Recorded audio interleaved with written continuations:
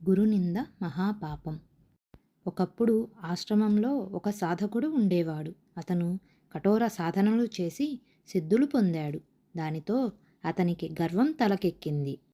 అతని గురువు ఒక వృద్ధుడు. చూడటానికి మామూలు మనిషిలా కనపడుతూ మౌనంగా ఉండేవాడు. ఆయన లోపల మాత్రం సాక్షాత్తు దైవాంశ. శిష్యుడికి మాత్రం గురువు సామాన్యుడిలాగే కనిపించాడు. ఒకరోజు శిష్యుడు పెద్ద యజ్ఞం తలపెట్టాడు. రాజులు, పండితులు అందరూ వచ్చారు. గురువు కూడా కూర్చున్నారు. శిష్యుడికి కోపం వచ్చి, ఈ ముసలాయన ఇక్కడ ఎందుకు?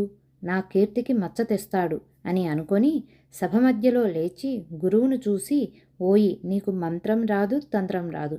నీలాంటి అజ్ఞాని నా యాగశాలలో ఏం చేస్తున్నావు?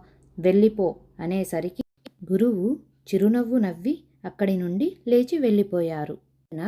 అడుగు బయట పెట్టగానే యజ్ఞగుండంలో మంట ఆరిపోయి ఆకాశం మేఘావృతం అయింది.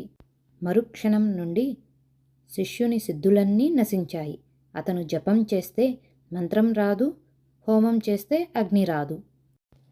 కలలో యోగినులు కనబడి గురువుని అవమానించిన వాడికి మేము దూరం అని చెప్పి మాయమయ్యారు. 6 నెలల్లో అతని శక్తులు పోయి శరీరం కృశించి పిచ్చివాడిలా తిరగసాగాడు. చివరికి అర్థమైంది, గురువు లేని విద్య శవంతో సమానం అని. శిష్యుడు ఆశ్రమానికి వెళ్ళి గురువు కాళ్ళపై పడి క్షమించండి అని ఏడ్చాడు.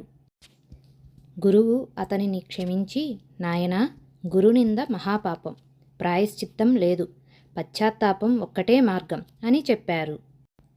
ఆ క్షణం నుండి శిష్యుడు మారిపోయి మళ్ళీ సాధన మొదలుపెట్టాడు. ఇలాంటి మరిన్ని వీడియోల కోసం like, share and subscribe to my YouTube channel చిన్నారి కథలు.